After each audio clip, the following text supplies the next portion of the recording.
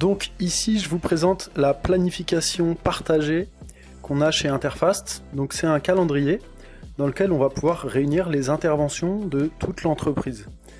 Donc si on travaille tout seul, on peut l'utiliser tout seul, et si on a des techniciens, on va pouvoir ajouter leur intervention. On voit qu'ici on a un système de statut, donc en retard, à venir, aujourd'hui, terminé. On va pouvoir aussi ajouter des rendez-vous, des chantiers, et si vous gérez une équipe de techniciens, des absences. Ensuite, on voit qu'on a plusieurs vues, donc tout ce qu'il y a dans le calendrier, on va pouvoir le retrouver sous forme de liste ou de timeline. Mais à chaque fois, ça sera les mêmes interventions. Et on voit ici à planifier, donc on va pouvoir créer des interventions, mais les laisser pour plus tard, parce qu'elles ne sont pas urgentes ou qu'on ne sait pas encore à qui on va les attribuer.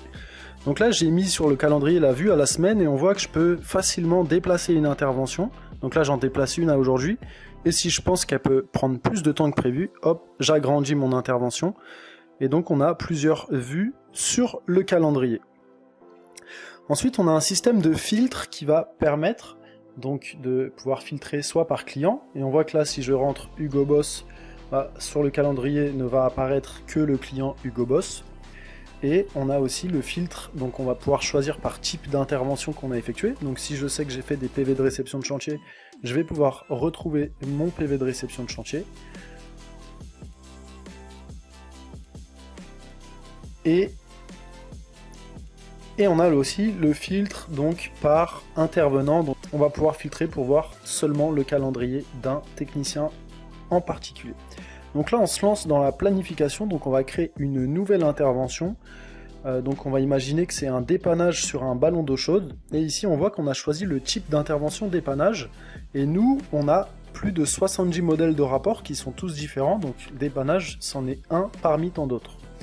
Ensuite, on va choisir le client chez qui on va intervenir, qui est déjà enregistré dans notre base de données, et on va pouvoir choisir son adresse. On va aussi pouvoir relier l'intervention à un chantier. Donc là, c'est un dépannage, je ne vais pas la relier à un chantier, mais on pourrait la relier pour la retrouver dans un chantier directement.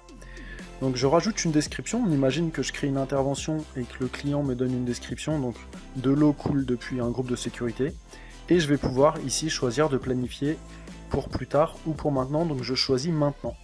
Donc là j'ai choisi une date, et je vous montre, imaginons que je sais que l'intervention va durer sur plusieurs jours, je vais pouvoir créer l'intervention sur plusieurs jours,